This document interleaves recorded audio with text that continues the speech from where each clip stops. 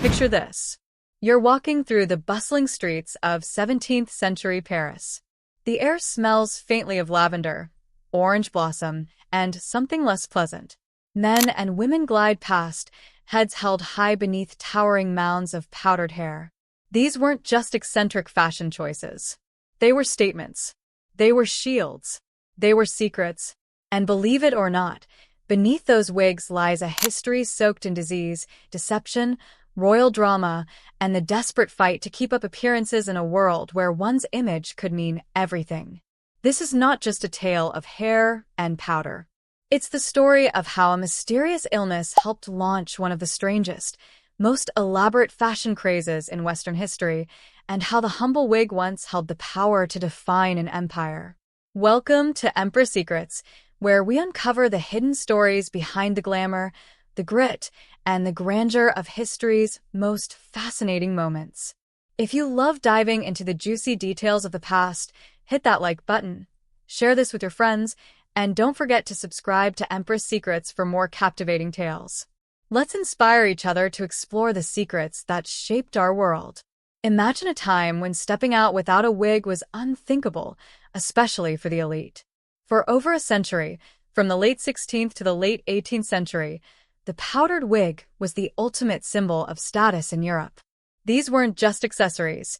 They were towering monuments of hair, sometimes so grand they brushed the tops of carriages. They represented wealth, power, and a carefully curated image. But their origins were far less glamorous. The rise of the wig was tied to one of history's most feared diseases, syphilis. In the late 15th century, syphilis swept through Europe like wildfire, earning names like the French disease or Italian disease, depending on who you asked. Without antibiotics or modern medicine, it was a terrifying foe. Early symptoms were subtle, small sores, a rash, but as the disease progressed, it ravaged the body. Flesh decayed, bones ached, noses collapsed, and hair fell out in clumps, leaving victims not just in pain but socially ostracized. In a society obsessed with appearances, this was catastrophic. In 17th century Europe, beauty wasn't just vanity, it was power. Your appearance signaled your wealth, discipline, and even moral character. And nothing was more prized than a full head of long, lustrous hair. For men and women alike, long hair was a mark of vitality, nobility, and divine favor. It showed you had the time and money to spend on grooming, a luxury most couldn't afford. Hair was a billboard of social class, and the better styled it was, the louder it spoke. So when diseases like syphilis stripped away that symbol, the consequences were dire. Hair loss wasn't just a cosmetic issue, it was seen as a sign of moral failing, poverty, or scandal. A balding head could spark whispers of promiscuity or disease, and for the nobility, whose entire identity rested on their image, this was a disaster. Talking openly about illness, especially one tied to sexuality, was taboo. So instead of admitting their struggles, people turned to deception. Men began covering patchy scalps with ornate hairpieces, while women used padded curls and weaves to hide thinning locks. What started as a practical solution soon spiraled into a cultural phenomenon that reshaped fashion for centuries. If you're already hooked on this tale of survival and style, don't keep it to yourself. Hit that like button, share this video with your friends, and subscribe to Empress Secrets to join our community of history lovers. Let's uncover these hidden stories together and celebrate the ingenuity of the past. No fashion trend becomes a cultural juggernaut without a powerful figure to champion it, and in this case, that figure was King Louis XIV of France, the Sun King. Louis wasn't just a king, he was a walking symbol of French majesty. His palace at Versailles, his golden portraits, his every move was designed to scream power, youth, and immortality. So when he started losing his hair in his teens, it was a crisis. Baldness didn't fit the myth he was building. Louis's solution? He hired an army of wig makers, up to 48 at one point, to craft headpieces that hid his hair loss while amplifying his grandeur.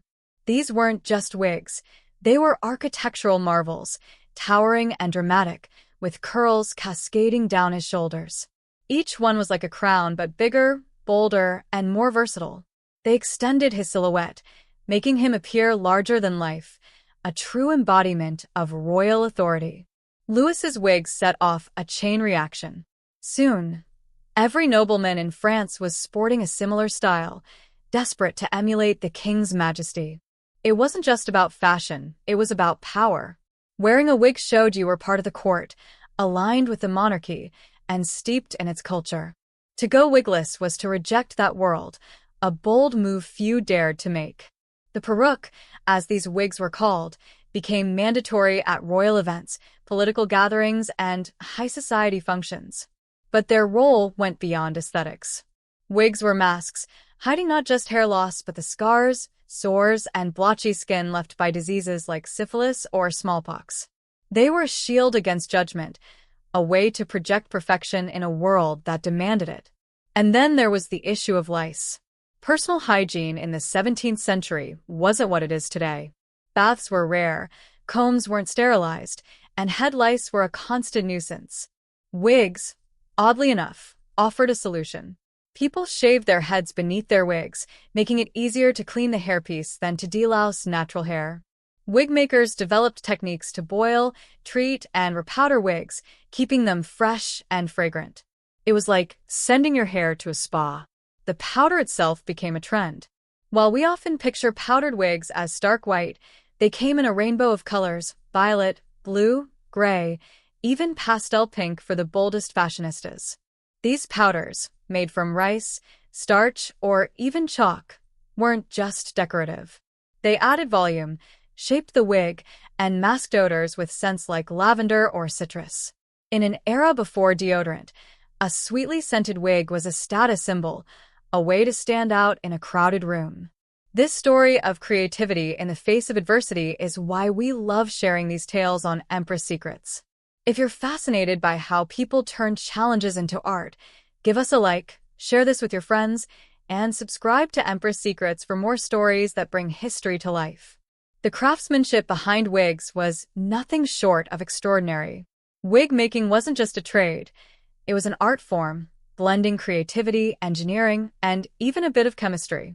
Human hair was the gold standard, often bought from the poor who sold their locks for a small profit.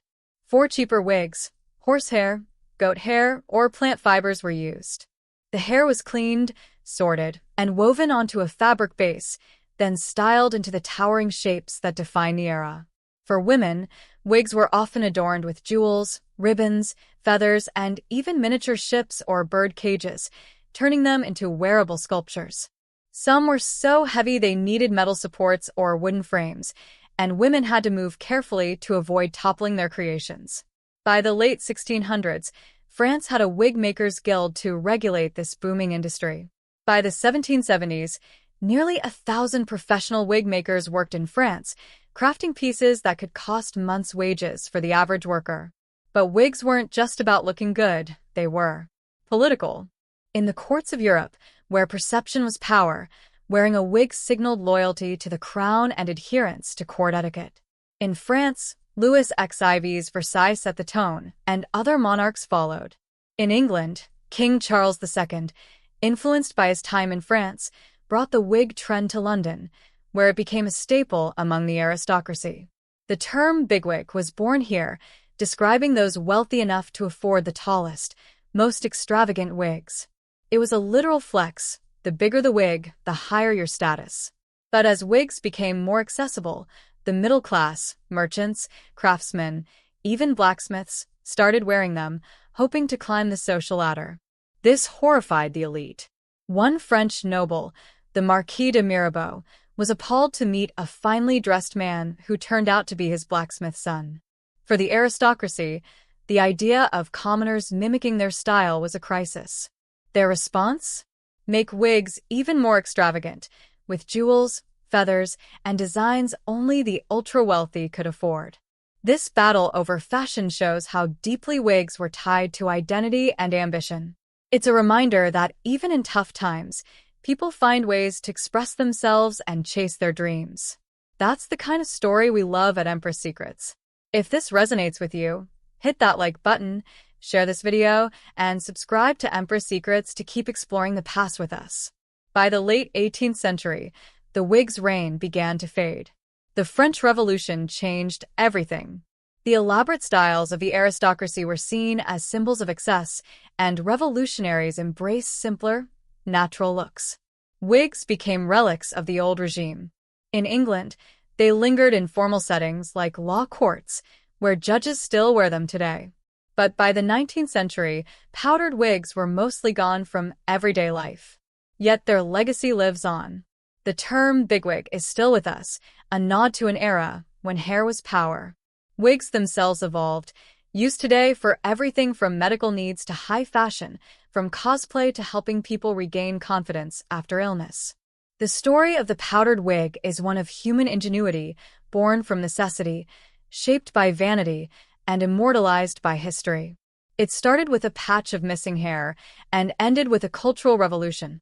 Thank you for joining us on this wild ride through the world of powdered wigs. At Empress Secrets, we're passionate about uncovering the stories that shaped our world, from the glamorous to the gritty. If this tale of disease, drama, and divine hair inspired you, don't keep it to yourself. Hit that like button, share this with your friends, and subscribe to Empress Secrets for more captivating stories. Let's keep exploring the past together and celebrating the resilience and creativity of those who came before us. Join our community today, and let's uncover more Empress secrets.